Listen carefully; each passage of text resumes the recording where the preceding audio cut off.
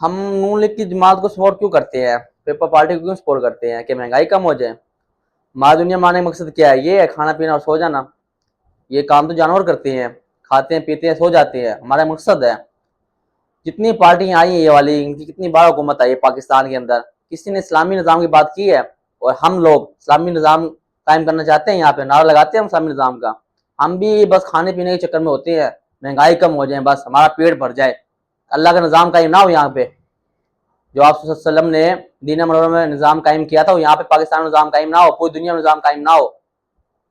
यहाँ पाकिस्तान में निज़ाम जब कायम होगा तो हम पूरी दुनिया वालों को दिखा सकेंगे ये दीन है हमारा, ये निज़ाम है, इस्लामी निज़ाम है।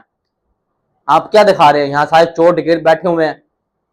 दूसरे लोग क्या समझेंगे, काफिर लोग क्या समझेंगे, ये मुसलमान है जो खुद कहते हैं कि हम मुसलमान, हमारे सबसे बेहतरीन दीन है, और खुद चोरी टिकटियां करते हैं, अपने लोगों को कत्ल करते हैं।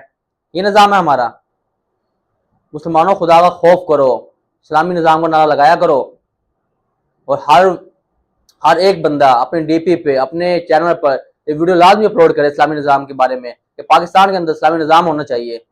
आपने किसी भी मौलाना साहब से या किसी भी सियासतदान से सुना है कि पाकिस्तान के अंदर इस्लामी निज़ाम होना चाहिए? किसी से भी सुना तो बताना लाजमी आपने।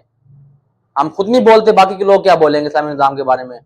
इस्लामी निज़ाम आएगा तो हर एक को इंसाफ मिलेगा, गरीब से लेकर अमीर तक सब बराबर होंगे। जो ये बिलों में टैक्स लगता है ना, जो चीज़ों में टैक्स लगता है, टैक्स नहीं लगेगा। ज़कात से इस्लामी निज़ाम चलता है, ज़कात से हर एक का फायदा होगा, अमीर का भी गरीब का भी। लेकिन इसके बारे में कुछ बोलते ही नहीं है।